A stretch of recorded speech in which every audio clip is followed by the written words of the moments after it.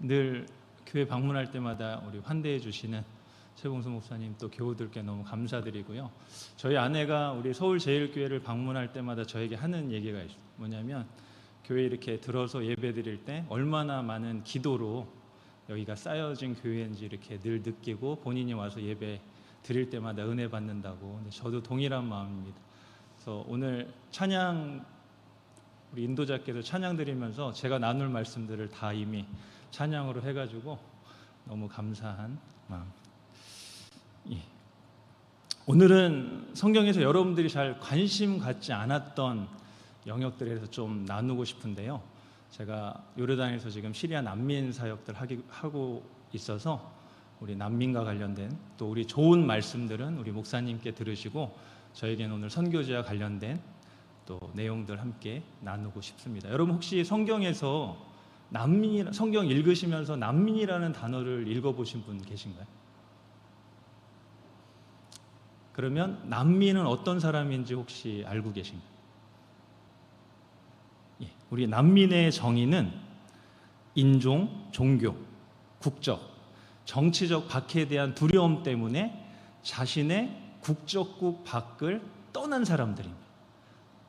그러니까 중요한 거는 우리나라를 떠나요. 제가 난민이 되려면 한국을 떠나야지만 난민이 됩니다. 그러면 제가 한국 서울에서 어려움을 당할 수 있잖아요. 서울에서 당한 어려움을 피해서 부산으로 갔다. 그럼 난민이 아니라 요 때는 어떤 단어를 쓰냐면 국내 실향민이라는 단어를 씁니다. 그래서 오늘 두 가지 용어를 한번 배워볼게요. 난민과 국내 실향민. 난민은 조건은 자신의 국적국 밖으로 떠나야 된다. 국내 실향민은 국적국 밖으로 나가지 않고 자신의 나라에 머물지만 인종, 종교, 정치적 또 경제적, 종교적인 핍박 때문에 안전한 지역으로 대피한 사람들, 이런 사람들을 국내 실향민이라고 합니다. 그래서 저희 나라도 국내 실향민이 있습니다. 폭풍이라든지 태풍 때문에 안전한 곳으로 대피한 사람들은 국내 실향민이 될 수 있는 거예요. 자, 그럼 혹시 여러분 전 세계 난민과 국내 실향민 숫자가 어느 정도 되는지 아시나요? 여기 딱 나오네요. 1억 800만 명 정도입니다. 그래서 제가 아까 말씀드렸듯이 난민은 자신의 국적국 밖으로 나간 사람들이 530만 명. 굉장한 숫자죠. 저희 나라 인구에 거의 비슷한. 그리고 국내 실향민은 이런 어려움들을 당했지만 자신의 국적국 밖으로 나가지 않고 안전한 자신의 나라에 머무는 사람들이 6,250만 명. 그래서 이 숫자를 합치면 지금 이집트가 1억 2천만 정도입니다. 인구가. 그리고 전 세계에서 14번째로 인구가 많은 나라가 이집트예요. 그러니까 이집트와 거의 맞먹는 숫자의 사람들이 난민이 되어서 자신의 나라를 떠났든지 아니면 자신의 나라에서 안전한 장소로 대피해서 살고 있다라는 거죠. 굉장히 많은 숫자죠. 자, 제가 다시 한번 여러분께 여쭤보고 싶습니다. 그럼 성경을 읽으시면서 난민이라는 단어 읽어보신 분 혹시 계신가요? 예, 없으시죠? 예, 그러면 혹시 구약 성경을 읽으면서 읽어보신 적 있으신가요? 나그네, 예, 이방인, 거류민 이런 등의 단어들 읽어보셨죠?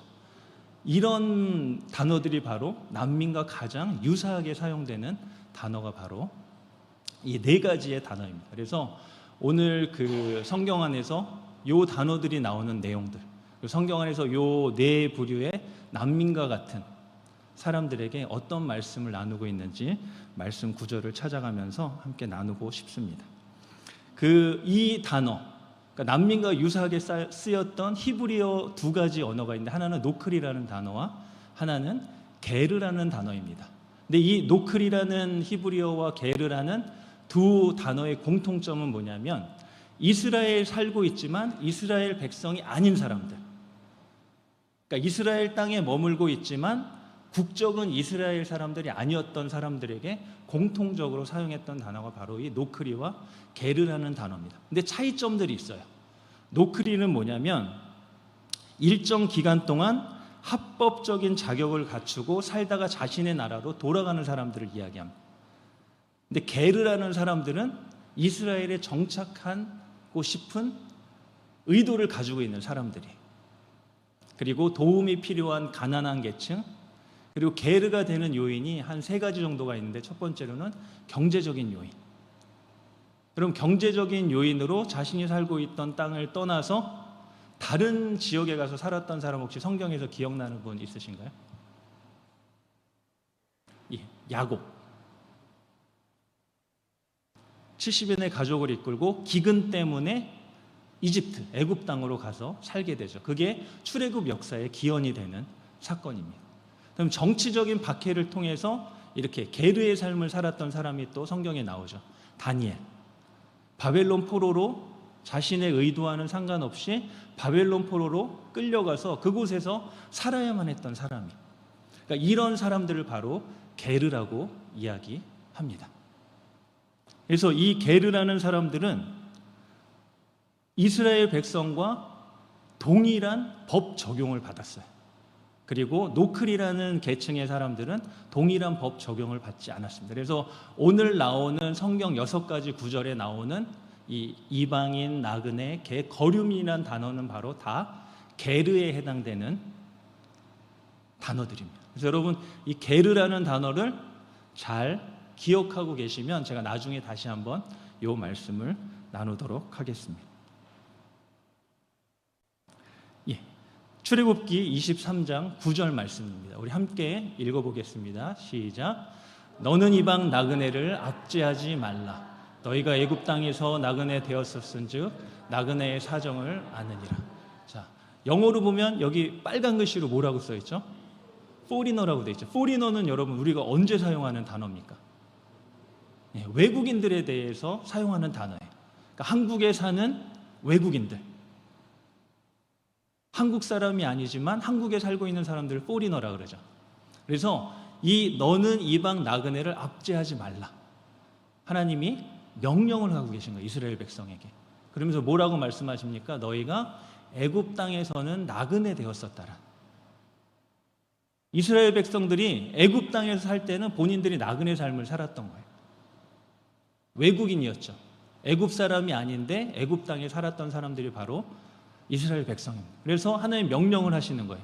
너희가 나그네의 사정을 잘 알지 않느냐. 왜냐하면 너희 민족 자체가 나그네의 삶을 살았다는, 외국인의 삶을 살았기 때문에 너의 땅에 살고 있는 외국인들을 압제하지 말라고 하나님이 명령을 하고 계신. 자, 레위기 19장 34절 말씀입니다. 오늘 읽었던 본문의 말씀인데요. 함께 읽어보도록 하겠습니다. 너희와 함께 있는 거류민을 너희 중에서 나은 자같이 여기며 자기같이 사랑하라. 너희도 애굽 땅에서 거류민이 되었었느니라. 나는 너희 하나님 여호와이니라. 여기에 있는 거류민이 또 영어로 어떻게 번역이 되어 있죠? 포리너라고 되어 있어요. 거류민도 외국인을 지칭했던 단어입니다. 근데 여기에 보면 우리 다음 조금 쉬운 성경으로 한번 읽어볼게요. 다음 구절에 자, 함께 읽어보겠습니다. 너희와 함께 사는 그 외국인 나그네를 너희의 본토인처럼 여기고 그리를 너희의 몸과 같이 사랑하여라. 너희도 이집트 땅에 살 때에는 외국인 나그네 신세였다. 내가 주 너희의 하나님이다. 그러니까 하나님 뭐라고 또 명령하시냐면 외국인 나그네를 너희 땅에서 태어났던 사람처럼 여기라. 자, 그러면 이 예는 어떻게 우리가 적용할 수 있을까요? 한국에 살고 있는 외국인들을 한국인처럼 대하라는. 하나님이 이스라엘 백성에게 이러한 명령을 하셨어요. 또 뭐라고 말씀하십니까? 너희가 이집트 땅에 살 때는 외국인 나그네 신세였다라. 자, 신명기 16장 14절의 말씀입니다. 함께 읽겠습니다. 절기를 지킬 때에는 너와 내 자녀와 노비와 내 성중에 거주하는 레인과 객과 고와 가부가 함께 즐겨하되. 한 가지 명령을 더 내리셨는데 절기라는 건 뭐죠? 6월절, 7.7절. 그러니까 이스라엘 백성은 하나님 앞에서 때마다 절기를 지켰습니다. 하나님이 행하신 일들을 기억하며 그것을 기뻐하고 즐거워하는 절기를 늘 지키게 했습니다. 근데 절기를 지킬 때 어떻게 하라고요? 너와 내 자녀, 그러니까 너의 가족들, 이스라엘 백성과 노예들도 초청하려는 거예요. 그리고 내 성중에 거주하는 레위인. 여러분, 레위인들은 기업이 없었습니다. 레위인들은 레위인만 모여서 살질 않았어요. 각 11지파에 흩어져서 그곳에 가서 제사장의 직무를 감당했던 그런 족속입니다. 그래서 이 사람들은 기업을 받지 못했어요. 자신들의 땅이 없었습니다. 그냥 루벤 지파에 가서 레위인으로 섬기고, 그러니까 이 사람들도 어떻게 느꼈냐면 늘 자신들이 이방인처럼 느꼈던 거예요. 자신의 민족들끼리 살 수 없고 늘 다른 민족에게 가서 하나님을 섬기는 제사장의 직무를 감당했었다. 그래서 하나님 뭐라고 명령하시냐면 꼭 내 성중에 거주하는 레위인들을 절기에 초청하라. 그리고 또 누구를 초청하라고요? 객을 초청하라고 돼요. 객이 영어로 어떻게 번역되어 있습니까? 포리너라고 되어 있죠. 그러니까 이스라엘 땅 백성에 살고 있는 게르들을 초청해서 같이 절기를 지키고 즐거워라고 하나님이 명령하고 있습니다. 자, 레위기 23장 22절 말씀입니다. 함께 읽겠습니다. 너희 땅의 곡물을 벨 때 밭 모퉁이까지 다 베지 말며 떨어진 것을 줍지 말고 그것을 가난한 자와 거류민을 위하여 남겨두라. 나는 너희의 하나님 여호와니라. 자, 여기에 보면 거류민이 또 어떻게 번역이 되고 있죠? For the foreigner, 외국인들이라. 자, 여러분, 우리가 수학을 하잖아요. 그러면 최고의 수학의 방법은 뭡니까? 한 톨도 남기지 말고. 수학하는 게 어떻게 보면 최고 효율적인 농사의 방법일 겁니다. 근데 하나님이 이스라엘 백성에게 뭐라고 말씀하시냐면 모퉁이, 그러니까 여기에 있는 곡식들은 베지 말라는 거예요. 그리고 그 수확을 하다가 떨어진 이삭들을 다 줍지 말라는 거예요. 그거는 누구 거라고 이야기합니까? 가난한 자와 거류민을 위하여 그것을 남겨두라고 명령하시는 거예요. 여러분, 세상의 경제 원칙은 뭡니까? 100%. 하지만 하나님의 경제 원칙, 그 당시의 구약성의 경제 원칙은 뭐냐면 너희들의 삶의 울타리 일부를 바로 가난한 자와 거류민, 이방인 나그네들을 위해서 남겨놓으라. 그 혜택을 가장 많이 받았던 사람이 누굽니까? 성경에 나오는 룻이에요. 룻은 이방인이었지만 보아스가 이런 모퉁이와 그런 이삭들을 주울 수 있도록 남겨둔 거예요. 그래서 하나님이 이런 명령을 내리셨습니다. 그래서 우리들도 어떻게 보면 세상이 말하는 메시지는 너희의 100%를 다해서 좋은 직장, 좋은 스펙, 그리고 돈을 많이 벌어라, 이런 메시지들이 있을지 몰라요. 하지만 하나님의 경제 원칙은 뭐냐면 너희들의 삶의 일부를 가난한 자와 외국인들을 위해서 떼어두라. 그럼 제가 한국에 와서 이제 저희는 장기 오래된 선교사를 하지만 지금 많은 한국 교회들이 여름이 되면 해외 전도행을 가고 그리고 가서 복음을 전하는 일을 합니다. 그리고 우리 서울제일교회도 늘 JDT를 운영하면서 또 각지에 우리 전도행 팀을 파송합니다. 세상이 주는 메시지는 쉬지 말고 일하라. 100% 효율적인 일을 하라. 하지만 하나님이 주는 메시지는 뭐냐면 우리 삶의 일부를 떼어서 가난하고 소외된 자들, 그리고 복음이 필요한 자들에게 그렇게 우리의 삶의 울타리를 내어주라는 것이 바로 하나님의 우리의 명령이라는 것입니다. 그래서 여러분 자녀들이 엄마 아빠나 전도여행 갈게요 그러면 여러분 환영해 주시고 기도로 파송해 주세요. 가서 이 명령을 지키고 와라. 그곳에서 정말 소외되고 하나님이 필요한 영혼들에게 너의 삶의 일부를 주고 오라라고 여러분 격려해 주셨으면 좋겠어요.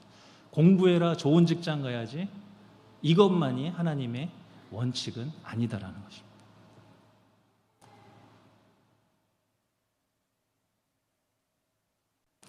여러분 레위기 23장 22절의 맨 마지막 말씀이 나는 너희의 하나님 여호와니라. 자, 여러분 이 말씀을 읽을 때 어떤 느낌이 드세요? 저는 이 말씀을 읽을 때 너희가 모퉁이를 베지 않고 이삭들을 다 줍지 않아. 그 나머지 부분은 내가 너희를 책임져 줄게. 왜냐하면 나는 너를 지키고 너를 도우는 하나님 여호와라.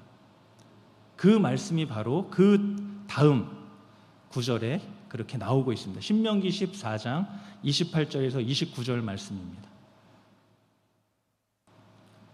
함께 읽겠습니다. 매 3년 끝에 그 해 소산의 10분의 1을 다 내어 내 성읍에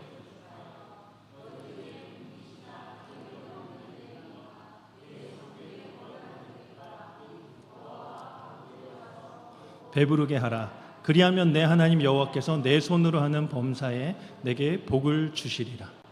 자, 3년 끝에 소산의 10분의 1을 다 저축하라는. 자, 이거는 누구를 위해 저축하라고 나옵니까? 분깃이나 기업이 없는 레위인, 그리고 내 성중에 거류하는 객. 자, 이 사람들이 누구죠? 그 당시에 이스라엘 땅에 살고 있던 외국인, 이방인 나그네들이었어요. 그리고 고아와 과부들이 와서 먹고 배부르게 하라라. 하나님 어떻게 약속하십니까? 그리하면 내 하나님 여호와께서 내 손으로 하는 범사에 내게 복을 주시라. 나는 너희의 여호와 하나님이시다.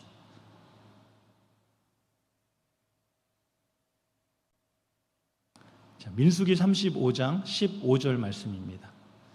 함께 읽겠습니다. 이 6 성읍은 이스라엘 자손과 타국인과 이스라엘 중에 거류하는 자의 도피성이 되리니 부지 중에 살인한 모든 자가 그리로 도피할 수 있으리라.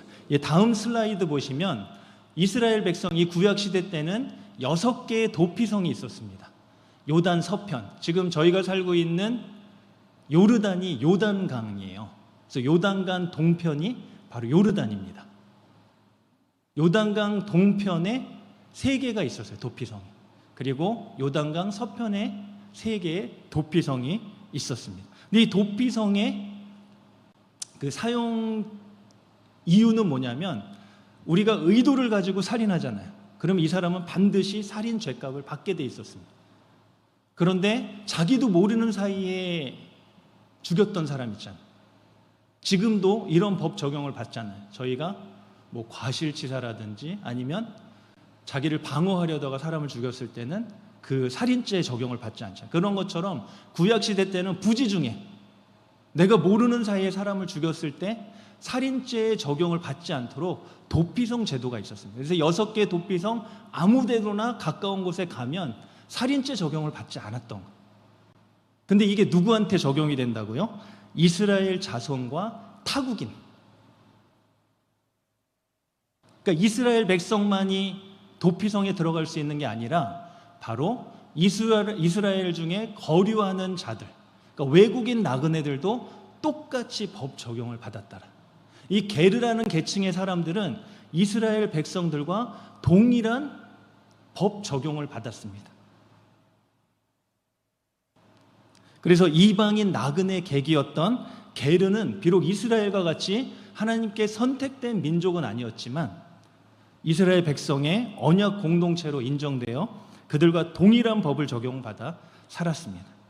그래서 하나님은 이스라엘 백성에게 너희의 땅에 함께 살고 있는 나그네 객을 압제하지 말고 너희 삶의 울타리의 일부를 그들에게 열어주라고 명령하시는 거예요. 여러분 아까 나그네 객 이방인으로 사용되는 히브리어 단어가 뭐라 그랬죠? 게르라 그랬죠. 여러분 게르라는 단어 어디서 들어본 기억 없으십니까? 게르.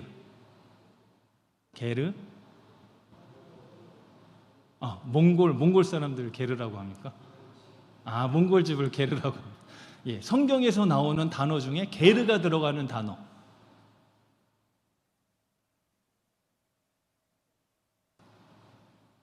모세의 첫째 아들 이름이 뭐죠? 모세의 첫째 아들. 모세가 십보라와 결혼해서 낳은 아들이 둘 있습니다. 감사합니다. 게르솜이죠. 게르솜이라는 단어가 이 단어에서 나온 거예요. 아까 게르가 뭐라 그랬죠? 이방인, 나그네, 객, 거류민. 우리 출애굽기 18장 2절, 4절 말씀 한번 보도록 하겠습니다. 함께 읽겠습니다.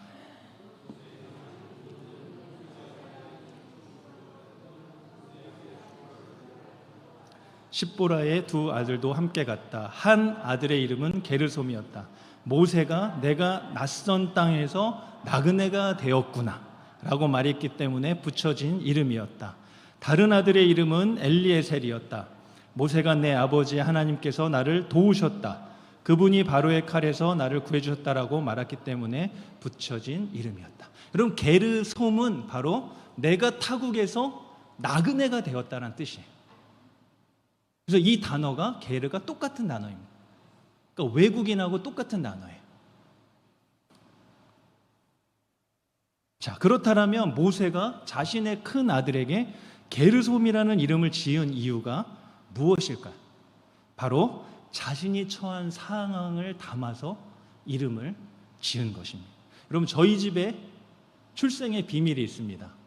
제가 이렇게 이야기하면 꼭 제가 어디서 주워온 자식이라든지 아니면 배다른 자식, 그건 아니고요. 저희는 4녀 3남이에요. 근데 저희 셋째 누이의 이름이 말순입니다. 여러분, 이 뜻이 무엇일까요? 말순. 자, 첫째도 딸이고 둘째도 딸이니까 세 번째는 딸이 나왔으니까 이젠 끝이야. 근데 넷째도 딸이 나왔어요. 저희 넷째 누이의 이름이 뭔지 아십니까? 미순이에요. 미순. 아직도 여자네. 그리고 나서 3명 남자가 이렇게 쪼르르 나왔습니다. 자, 저희 아버지 어머니가 말순, 미순 이렇게 이름을 지은 이유가 무엇일까요? 무슨 바람입니까? 아들을 원한다라. 그러니까 여러분들도 자녀들 이름 지을 때 여러분의 바람을 담잖아요. 그런 것처럼 모세도 자신이 처했던 상황들을 담아서 그 이름을 지은 거예요. 무엇입니까? 내가 타국에서 나그네가 되었다. 여러분, 모세가 십보라와 결혼하고 두 아이를 낳은 곳은 바로 미디안 광야였습니다. 왜 모세가 그곳으로 오게 되었는지 출애굽기 2장과 사도행전 7장을 통해서 함께 살펴봤으면 좋겠습니다. 여러분 모세는 어디에 버려졌었죠? 나일강에 버려졌었어요. 그리고 극적으로 살아나서 이집트 공주에 의해서 길러졌습니다. 여러분, 사도행전 7장 22절에 보면 모세는 남 부러울 것 없이 애굽에서 자랐어요. 왕자의 신분으로 그렇게 자라났습니다. 함께 읽어볼까요? 그리하여 모세는 이집트 궁중에서 당대의 이집트 최고의 교육을 받아 말로나 행동으로나 아주 능력 있는 사람이 되었습니다. 여러분, 모세는 어릴 때부터 최고의 교육을 받았다.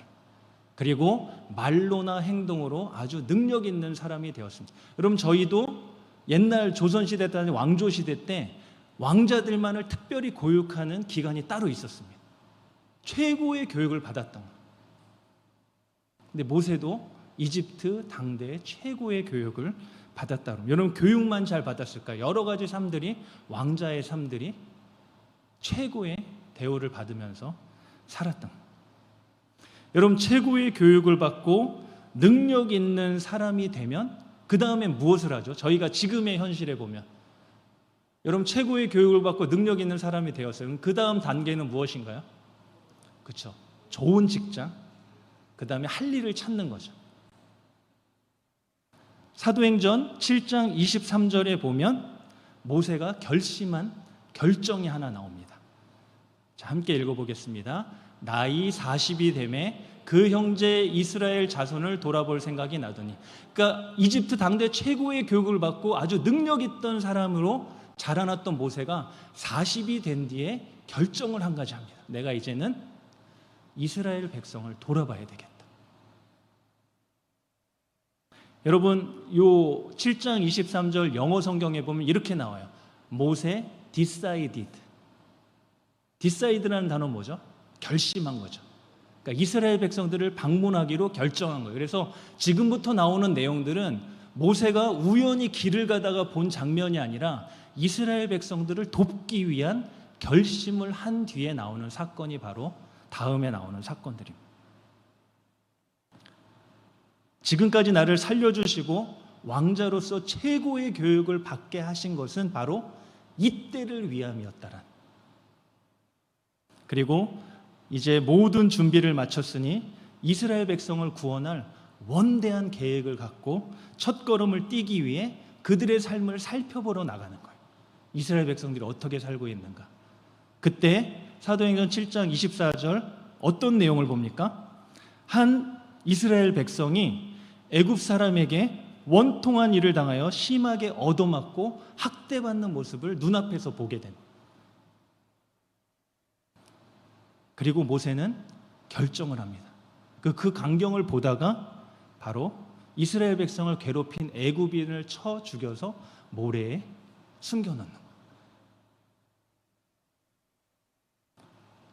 여러분, 사도행전 7장 25절에는 모세가 이 행동을 하면서 기대했던 것이 있다라고 이야기합니다.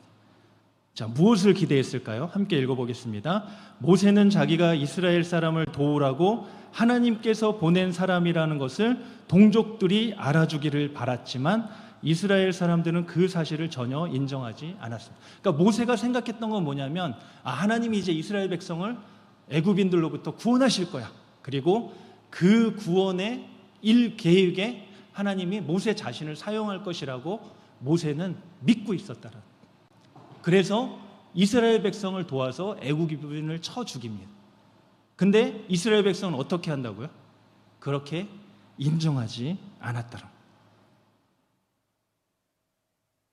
오히려 모세는 동족들의 밀고로 말미암아서 바로의 죽음의 위협에 처하게 됩니다.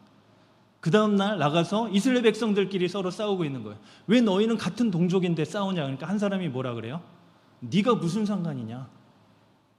네가 어제는 애굽 사람을 죽였던 것처럼 우리를 쳐 죽이려고 하느냐? 이 이야기를 듣자마자 모세는 두려움에 빠지기 시작합니다. 내가 했던 일이 탄로나고 다 소문이 났구나. 그리고 그 소식이 바로의 귀에 들어가게 돼요.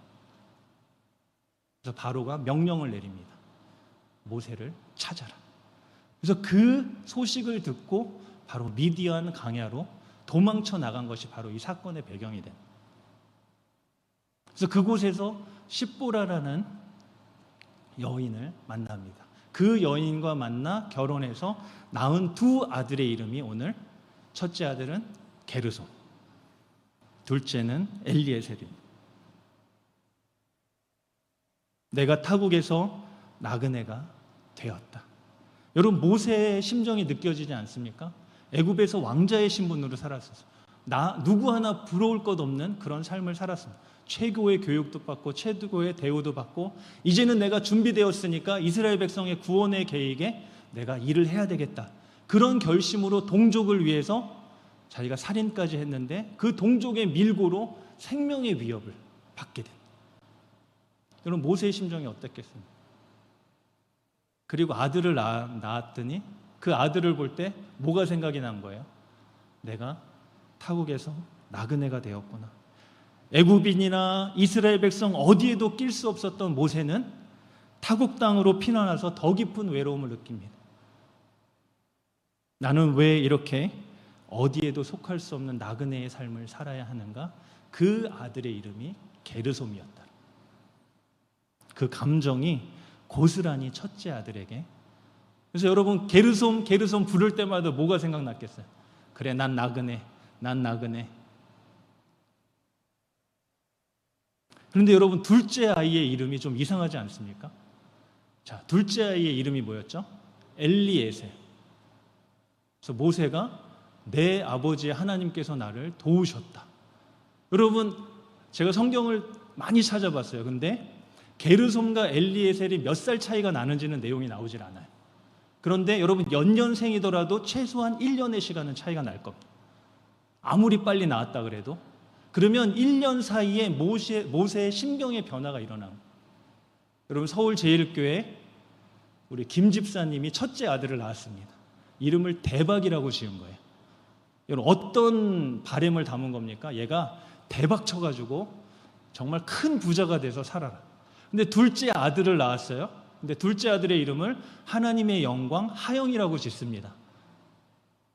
자, 이 집사님이, 김 집사님에게 뭐가 바뀐 거예요? 대박 쳐서 성공하는 삶이 최고라고 여겼지만 내가 살다 보니까 그것이 전부가 아니구나. 하나님의 영광을 위해서 사는 삶이 최고구나. 그런 심경의 변화가 있기 때문에 둘째 아이들의 이름을 하나님의 영광 하영이라고 지었겠죠. 그런 것처럼 모세도 첫째 아들과 둘째 아들의 이름을 지을 때 심경의 변화가 일어나. 내가 나그네 되는 삶을 살았지만 돌이켜보니 내 아버지 하나님께서 나를 도우시고 구원하셔서 바로의 칼에서 나를 구해주셨다라는 고백을 둘째 아들에게 이름을 짓는. 그래서 제가 아까 찬양하면서 너무 은혜가 됐어요. 나를 도우신 하나님, 나를 지키신 하나님, 그 하나님이 우리와 함께 하시는.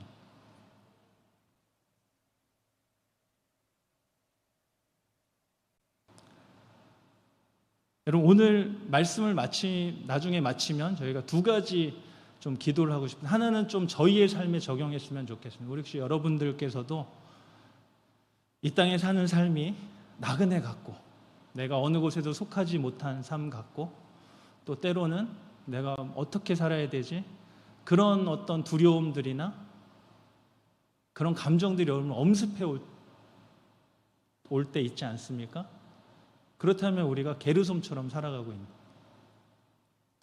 하지만 기도하는 것은 우리가 돌이켜보니 나의 하나님께서 나를 도우시고 나를 지키셨구나. 이런 고백들로 우리의 삶이 바뀌었으면 좋겠습니다. 그냥 게르솜의 이름에서 끝나는 것이 아니라 바로 엘리에셀의 하나님을 우리가 만나는 그런 시간들이 되었으면 좋겠습니다. 두 번째 기도는 저희가 섬기고 있는 난민들을 위한 기도입니다. 그럼 저희가 섬기는 난민들은 지금 게르솜의 이름과 같은 삶을 살고 있어요. 저희가 지금 시리아 난민들을 많이 섬기고 있는데 2011년에 내전이 일어나면서 자신의 의도와는 상관없이 요르단으로 들어온 거예요. 근데 이 사람들이 일을 할 수 있습니다. 요르단에서. 근데 노동허가증을 꼭 받아야 돼요. 노동허가증을 받으려면 1년에 몇백 불씩 내야 됩니다. 그리고 노동허가증 없이도 일을 해요. 그런데 보통 요르단 사람들보다 반도 안 되는 임금을 받아요. 때로는 요르단 사람들 이것도 주지 않습니다.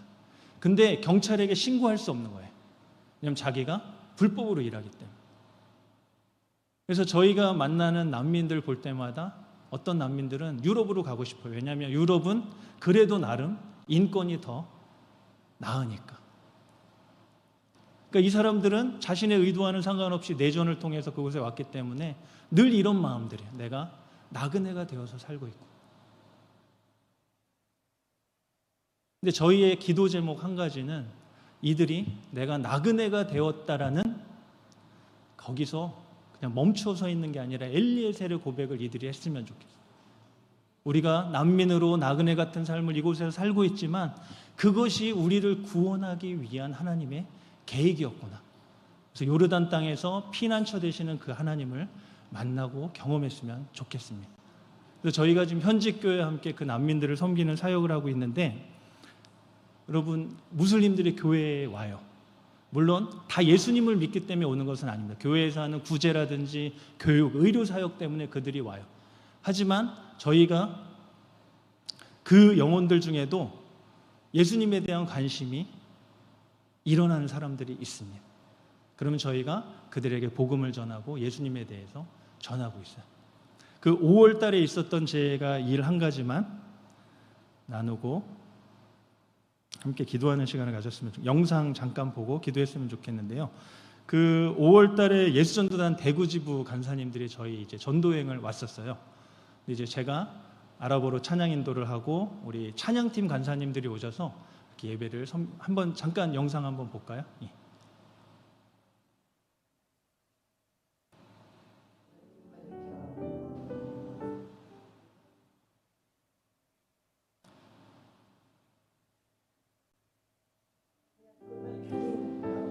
이날의 주제가 뭐냐면 왕 대신 하나님을 선포하는 시간이었어요. 그래서 이제 현직교회 요르단 하산 목사님이 우리 왕 대신 주님께 우리의 모든 삶들을 드리고 우리의 모든 구속과 그 다음에 결박을 푸시는 왕 대신 주님께 우리의 삶을 드리자라고 함께 외치면서 저희가 찬양하는 시간을 가졌습니다.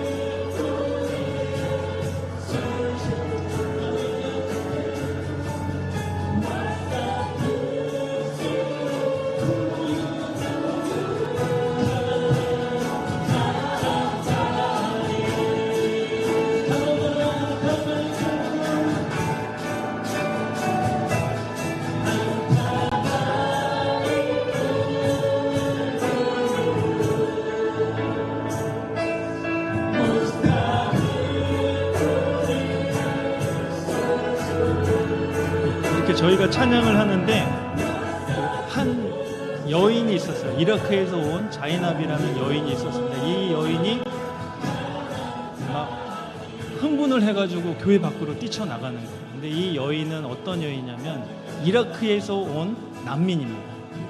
근데 이라크에서 요르단으로 오게 된 원인이 뭐냐면 이라크에서 살고 있을 때 자기의 부족의 리더였던 사람이 이 자이납이라는 여인을 부인으로 삼고 싶었던 거예요. 여러분, 이슬람에서는 4명까지 부인을 둘 수 있습니다. 그래서 이 여인이 결혼했음에도 불구하고 자기네 부인으로 삼고 싶었던 거예요. 근데 이 여인이 그것을 거부했습니다. 근데 그 뒤로 어떤 일이 일어났냐면 1살이었던 아들을 그 부족의 리더가 죽인 거예요. 그래서 그 아들을 자기 품 안에 안고 생명의 위협을 받고 요르단으로 대피를 해온 거예요. 근데 이 자매가 그 일을 겪고 나서부터 짧게는 한 주, 10일 정도 막 분이 올라와가지고 그 일만 떠오르면 그래서 너무 힘들고 어려운 시간을 보냈던. 그래서 그렇게 요르단으로 와서 이분은 기독교인이 아닙니다. 이슬람을 믿고 있었어요. 근데 교회에서 의료 사역을 하고 도니까 교회에 와서 나중에 이제 예수님을 영접하고, 근데 예수님을 영접해도 이 부분이 해결이 되지 않는 거예요. 이 일만 생각하면 막 분이 일어나고.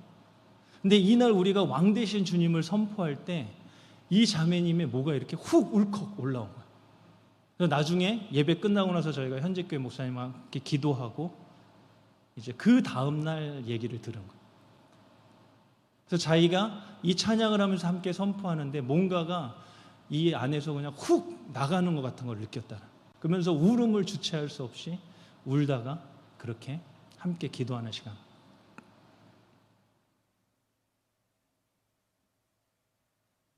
그래서 예수님이 여러분들의 왕이며 모든 사슬로부터 구원하신다라는 이 메시지가 이 여인에게 실제로 일어났다.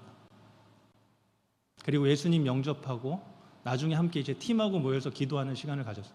저희 이제 아까 이제 피아노를 치셨던 간사님이 그 이야기를 했습니다. 자매님, 하나님이 자매님의 상황을 너무 잘 이해합니다. 왜냐하면 하나님도 자신의 아들을 이루셨잖아요. 자신의 독생자이신 예수 그리스도를 죽는 것을 경험했잖아요. 그래서 그 경험 때문에 하나님 자매님의 그 아픔을 너무 잘 압니다. 그러니까 이 얘기를 하는데 그 모였던 모임들이 다 눈물바다가 됐어요. 그러면서 이 자매 안에 회복이 일어나고 또 나중에는 용서하겠다라는 고백까지 그렇게 하는 시간을 가졌습니다. 여러분, 이 여인도 어떻게 보면 게르솜 같은 삶을 살고 있는, 왜 자신이 살고 있던 땅에서 이방 땅으로 와서 나그네 같은 삶을 살아야 되는. 근데 이 자매님에겐 게르솜에서 갇히는 것이 아니라 바로 그 하나님이 자신의 삶을 인도하셔서 구원하시라는 계획 가운데로 들어온. 그래서 저희가 기도하고 싶은 것은 저희가 섬기는 우리 시리아 난민들, 또 우리 학교의 아이들까지도 바로 그 도움 되신 하나님을 만나고 경험했으면 좋겠습니다. 그래서 우리 영상 잠깐 보고 오늘 말씀 마무리하고 기도로 마무리했으면 좋겠습니다. 우리 지금 시리아 난민 자녀들을 섬기고 있는 호프스쿨 졸업식 영상이고요. 그 다음에 저희 안에 정경원 선교사가 5명의 시리아 여성들하고 가방을 만들어서 판매해서 그들을 돕고 복음을 전하는 그런 사역들을 하고 있어요. 그래서 사역 영상 잠깐 보고 우리 기도로 마쳤으면 좋겠습니다.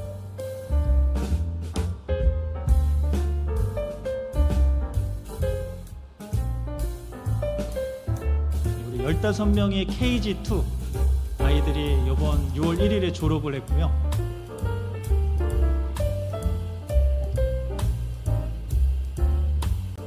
우리 큰 아이들, 저 아이들 다 시리아 난민 아이들인데 저 아이들이 이제 졸업생들을 위해서 축하 공연을 해줍니다. 저희 학교 이름이 호프스쿨이어서 메시지를 나눈 건 한국 속담에 콩 심은 데 콩나고 팥 심은 데 팥남다.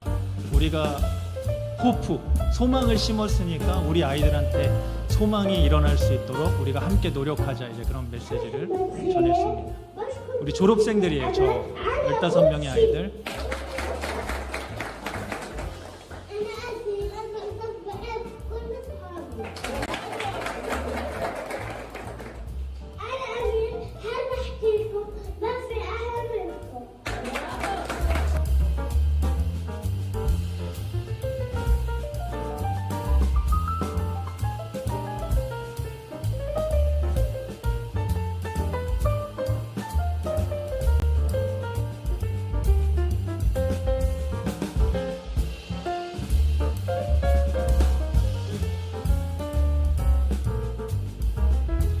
저희 학교는 2016년에 시작해서 지금까지 정말 하나님의 은혜로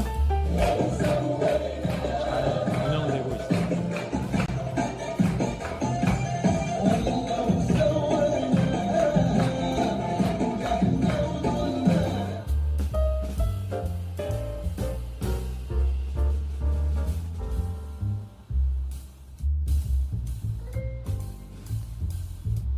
우리 다음 영상 부탁드려도 괜찮아요? 예.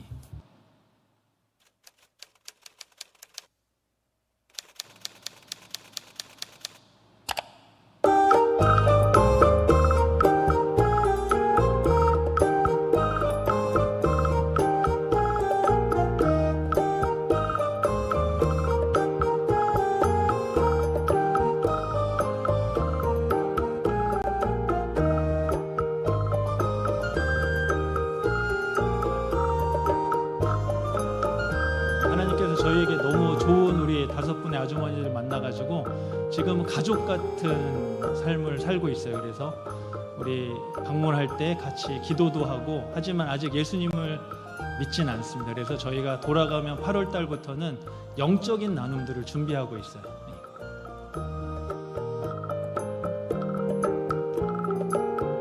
그래서 이제 조금 있으면 제가 얘기할 때 웃는 장면이 나오거든요. 근데 그게 그날 이제 월급을 주는 날이었는데, 아저씨들 월급 주지 말라고 아주머니들이 꼭 써라, 담배 사서 피지 말게 하라고 그 얘기를 하는 거예요.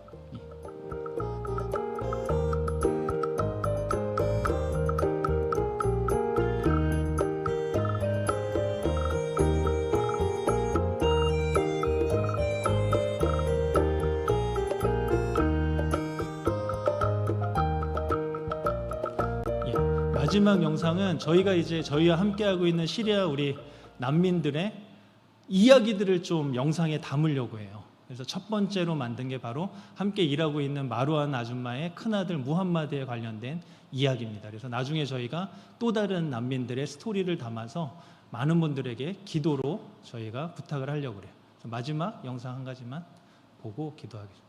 أنا اسمي محمد وأنا من سوريا.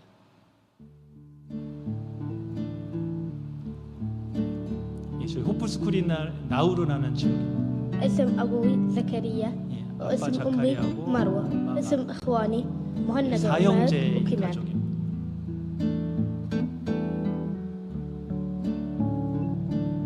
وعمري 13. أنا بدرس بهذا المركز من 2017.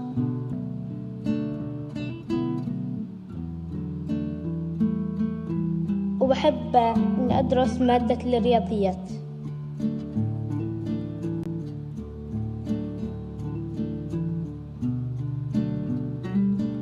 أنا لما أكبر بدي أصير دكتور مشان 의사가 أساعد 되어서 الناس. أداويهم 도움이 필요한 사람을 돕고 싶은 게 꿈이에요.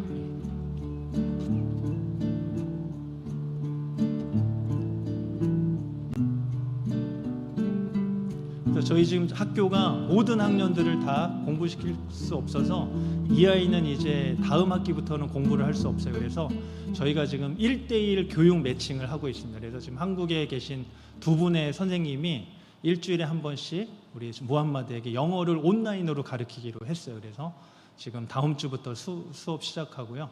왜냐하면 저희가 저 아이의 꿈을 함께 사고 싶습니다. 의사가 되어서 더 필요하고 가난한 자를 돕고 싶어하는 그 꿈에 우리가 기도로 함께 동참하기 위함입니다. 우리 함께 기도하는 시간 가졌으면 아까 나누었던 것처럼 우리 첫 번째로는 혹시 여러분들도 나그네와 같은 이방인과 같은 그런 삶들을 느끼는 분들이 있다라면 하나님, 내가 여기 머물러 있지 않고 싶습니다. 하나님, 나를 도우시는 그 엘리에셀의 하나님을 제가 만나게 원합니다. 하나님, 저를 도와주시옵소서. 그리고 또 한 가지는 우리 지금 보셨던 난민들을 위해서 함께 기도했으면 좋겠네요. 저들이 요르단, 레바논, 터키, 유럽에서 그런 타국에서 나그네와 같은 삶을 살고 있지만 그들이 엘리에셀의 하나님을 고백할 수 있도록, 내 모든 삶을 돌이켜보니 하나님이 나를 구원하시려고 계획했던 일이구나, 하나님이 나를 도우셨구나, 그런 고백들이 우리 저 난민들 가운데 나올 수 있도록 함께 기도해 주셨으면 좋겠습니다. 우리 함께 기도하시겠습니다.